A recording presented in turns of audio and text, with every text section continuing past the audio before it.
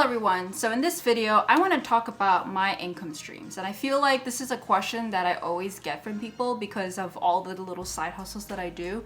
And I wanted to kind of make this video because when I actually made an Instagram poll like right over here, and as you can see here, a lot of people actually have one income stream. And during the pandemic, a lot of people have actually realized that it's not smart to have just one income stream, because if you lose your job, then you may actually lose a lot of possibility to have stability or have savings or be able to do anything if there's an emergency. It's one thing to have an emergency fund, but another thing would be to just actually have nothing available for even when you do use all your emergency fund and there's like a job outage. So you want to be able to be your own boss in some cases, or at least like have clients to do some other things that you can do. And here I want to talk about my income streams and ways like you can actually have some income streams, because I feel like there's a lot of ways that people don't think about. So they're like, oh, that means I have to do a lot of other work. One caveat I want to make is that a lot of my income streams are active, as in I have to actually put in the work to do it at least in the beginning, or that it is like during the actual part of itself. So number one, I feel like a lot of people would have this, is your actual job. And this is my job, and particularly at Accenture, that was my job. And then after that I moved over to Google, that was also my job. I do get paid an actual salary, so I get like a paycheck like every other week, like 2 per month basically. And I always rely on the actual base salary. Everything else I go straight to my investments or straight to my savings or straight to something else. It's not going to be actually for my own personal use.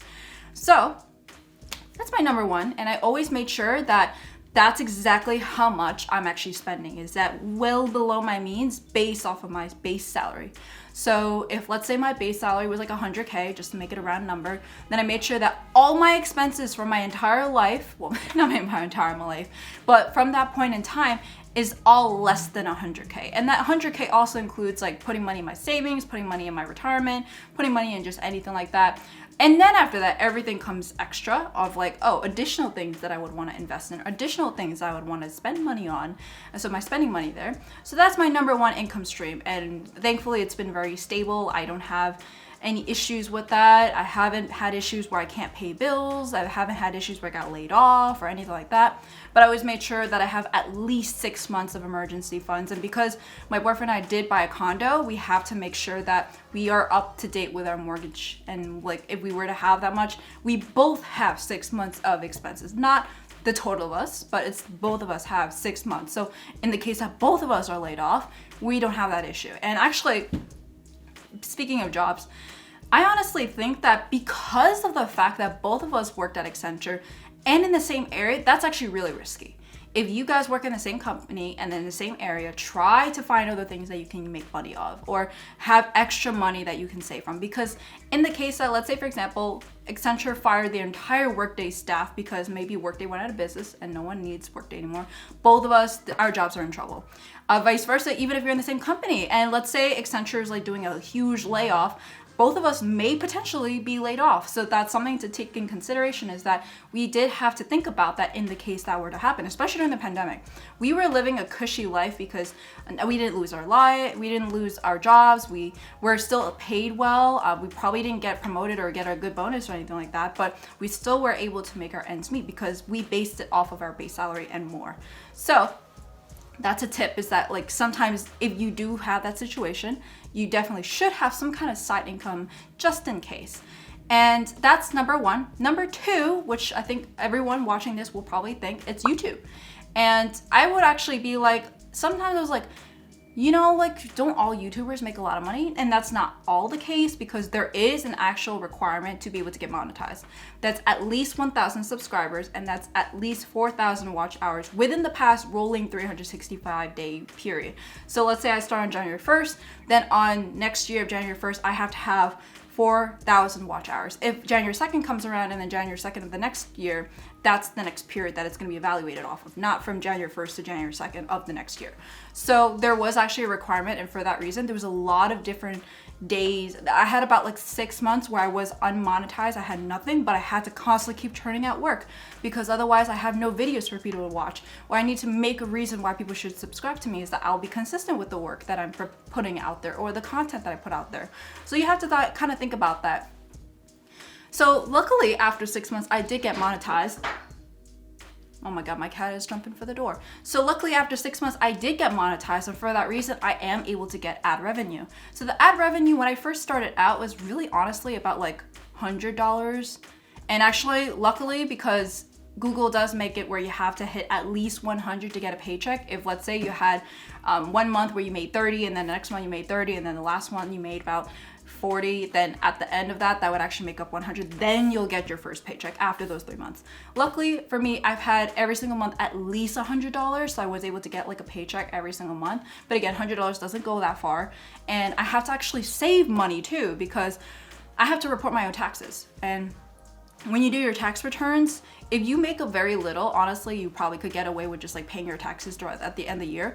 But a lot of people, when you make a lot more money, they save they work with the CPA to be able to save money, and then they were paid out quarterly because the self-employment tax is a little bit different. So that was actually the process for me, was that I did get a little paycheck and then I also saved some money. I tried to, like I mentioned before, the only money I spent was based off of my base salary. And I always try to live well below those means too. So if let's say I made, instead of 100K with those numbers, I made 20K. I have not been that close, okay? Don't think about it that way. But if you guys are still here, thank you so much. You guys are going to help me get to that goal where I can get a lot more from that just by watching my videos and actually watching my ads at least like 30 seconds or turning off ad blocker for me. It would really appreciate it if you were to do that for me. And also smash the like button and subscribe and comment as well for any questions that you have below. So moving back, and let's say my base salary was 100K and I had 20K from ad revenue. That's 120K. I only spend what I could to like, let's say 80K. So I still have that additional 20K as like a buffer room of like for my investments and savings. And then the additional 20K, I save all of it, or I basically like reinvest it into the business. So maybe a new camera, maybe a new backdrop, like these lights that you see, the LED pink lights that you're seeing right now. That was also an investment. And I also make sure to record all of my expenses, so that way when I do my tax deductibles, like at the end, I can actually expense all of that, and then I will be only charged tax, I guess, or says tax off of the profit. So that has helped me a lot, and because of that, I was able to I pay very little self-employment tax just because I saved. Well, to be honest, I didn't make that much. I spent more than I made, but that's because I was able to provide the funds from my first job, at least at Accenture/Google. But if I was self-employed and that was all, I would not have done that. I would have probably just stuck to a phone or done something very simple so I don't have to incur any cost. But for me, because I'm also living my life with an actual income, I don't have to worry about that. I don't have to worry about the instability that comes with it. And ad revenue, by the way, does not come very very steady. You might have a month where you get 100, you may have a month where you get 1,000, and it depends on the performance of your videos. But the thing about the passive income is that my videos that I made from like 2 years ago are still making me money. Even from the point that I got monetized, like even though I had 6 months where I'm not monetized, I'm still making money off of them because I made sure that they're search engine optimized. So if someone were to look at that term, you'll see the video. And actually a lot of people may have found me from the video of like why you should be a technology consultant. That video is making me probably among the best income that I'm getting. And plus like there's a lot of other videos as well that I get additional income as well.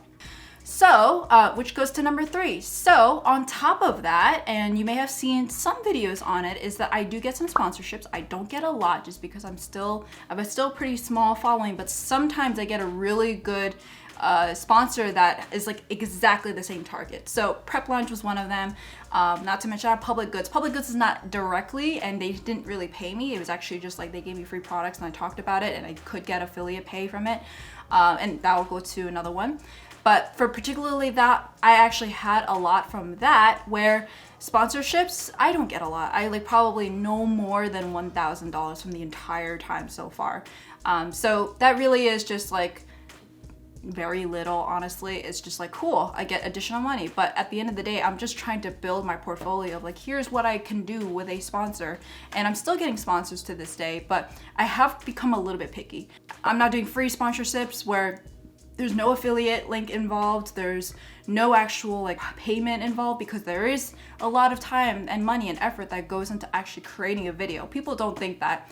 And it is possible that you can do things completely free, which it is the case for me, because a lot of this is equipment that I already have. But If you're doing like a big idea and you want to get a lot of attention, so you could get a lot of people to look at those videos and help you with affiliate payments or things like that, then you do need to invest a little bit sometimes to get those cool ideas out there. Because a lot of times for me is that I'm doing it from the comfort of my home, but if I want to do something different, it may cost some money. Like let's say even you're taking a Metro card and going to the city to do a different type of video, that also costs money, which by the way, I do keep the expense on. So actually when it comes to the sponsorships, that's income number 3. Number 4 is actually based off of my content. I do a lot of free content. My YouTube channel is all free. I also do a free career coaching through the program itself that I have, where if you want to do a case interview, or you have a question about interviews, or you have a question about resumes, or just in general consulting, and you would want to go for a coaching from me, but you can't afford for the paid coaching, which is, I'll get to that.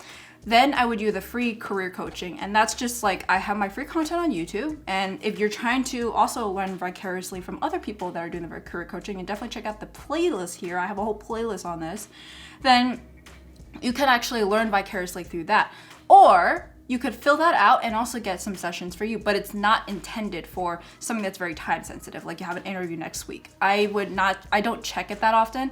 It's only when I know for sure, like, okay, I think it's time, I have the availability, let me do it, and then I'll do it. Because what I do, the reason why I actually do paid career coaching, that's actually where people like, oh, I want actual one-on-one private sessions because that one's public. Or maybe they couldn't do anything based off of my public content that's on my Facebook or on my actual YouTube channel. Like they want something that's actually more intimate, they want a little bit more personalized coaching, then that's actual career coaching that I get. And that one I don't advertise because I don't want people to be flooding my DMs and I'm like, now all of a sudden that's like even more work that I have to do, because I want everything to be self-sustainable based off of my YouTube channel and the Facebook group and the free career coaching, so that way people can actually benefit from it. Your name is not going to be mentioned, and if it is, I don't provide your last name, I don't provide your circumstances of like what interview you're going for.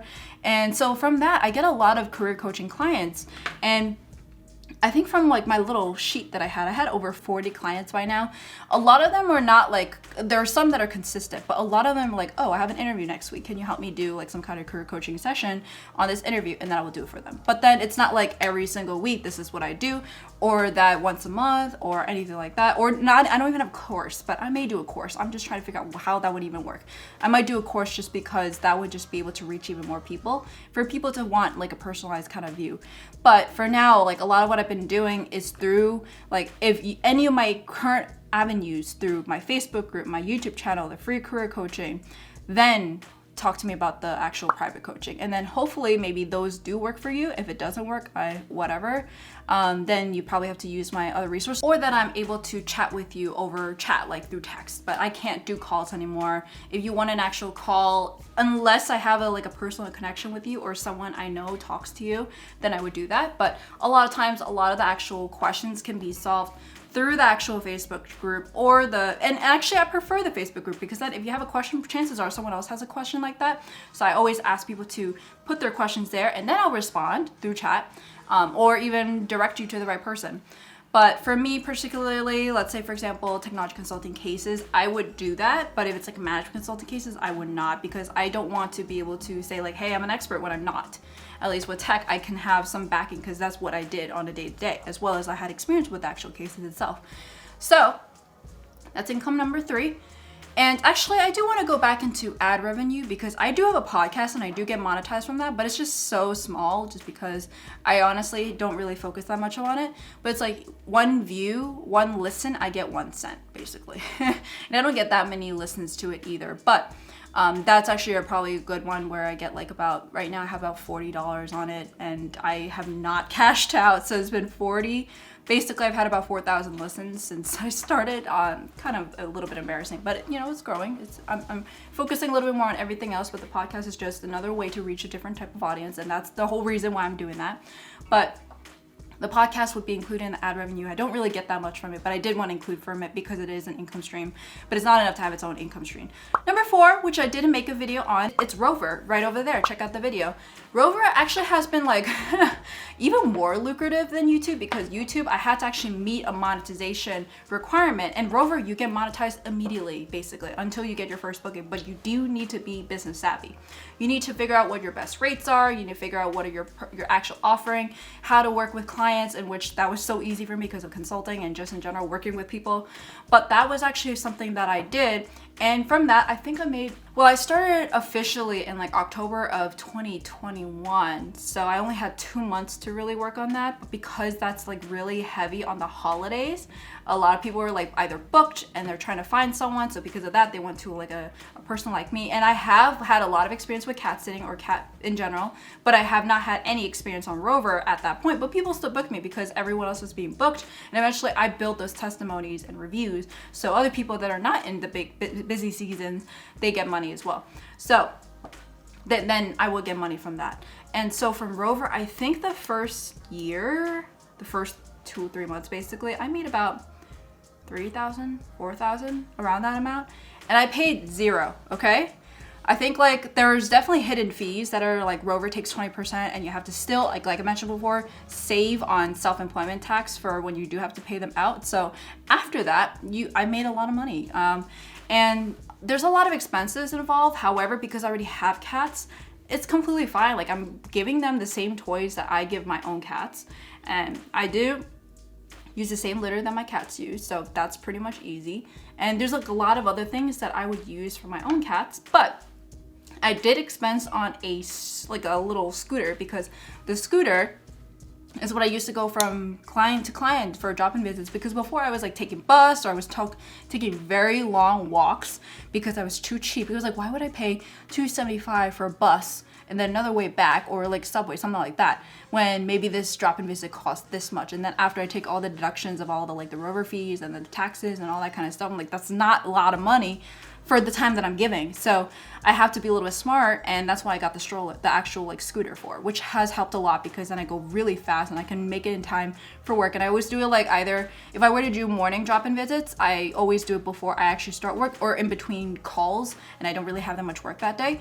And then at nighttime, I'd always do it after work, like after 5 p.m. or on the way from the office. So that's how it was been for me. And on weekends, it's always simple, you know, like there's nothing really planned. I plan around it, if anything. But then the boarding as well is actually something that I can easily do because it's at home. And also because I have a place here, so it's not something that I'm renting and then I could potentially get in trouble. So that's what I had as my little Rover thing. And I think like a lot of people who love animals and know what to do, don't just do it just for the money. I think you should really love animals and love and know what to do, research, do all that before you do it, because it's a great income. But there's a lot of responsibilities. In the case that anything were to happen, you were the one that the sitter is, the actual owners are expecting that you know what to do, especially because they're trusting you. It's a people business. It's not just like you're just doing things. Like for example, if you're doing Uber and DoorDash, like yes, Uber, you do have the responsibility of sitting in the back while you're driving, but like this one has an actual living life, and you do need to know about animals, because otherwise, how else are you going to be able to make them income? And then number 5, I mean, honestly, I'm starting to go to the boring ones, but it's my investments. So I try to max out my 401k contribution. So that's a lot of money going in, and then it goes up based off of the actual contribution from the company match, and then also my actual money growing. And also I have a lot of savings that has high yield savings, not that much money increasing because it's just high yield.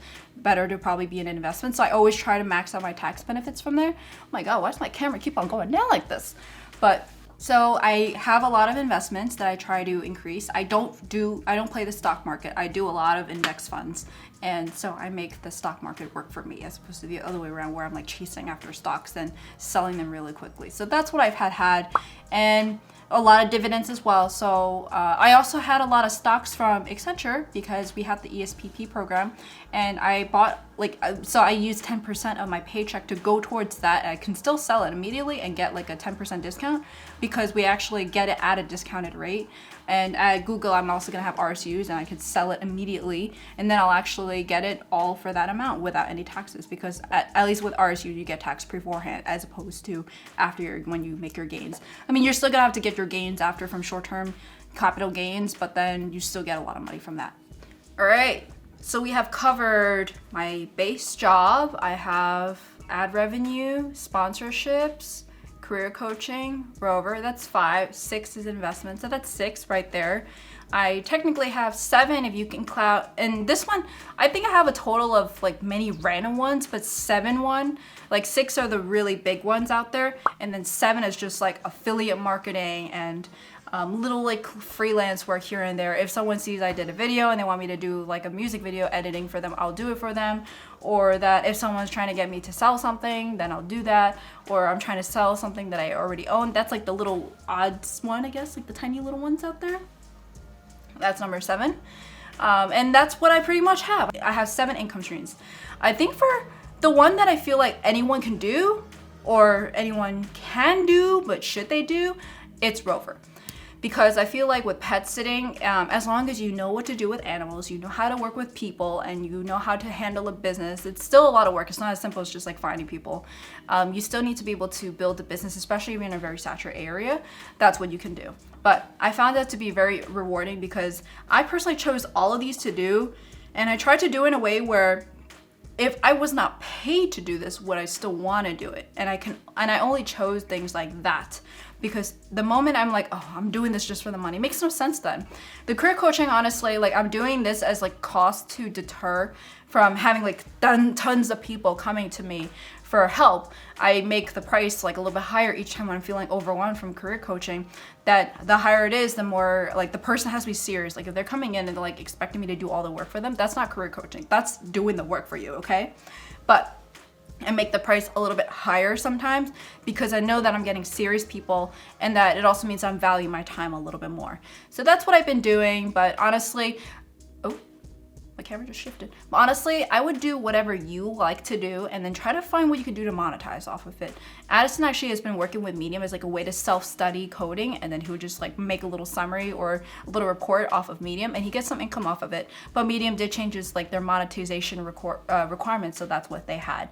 But thank you so much, everyone. Let me know down below, like, what are your income streams? I'm kind of curious because there's so many different out there, but these are the ones that I've had. I know the investment ones is kind of like a cop-out one, but I just wanted to know, like, what do you have? Because I think this is like what I have in terms of having an actual salary and being a content creator, as well as like doing other side hustles like Rover.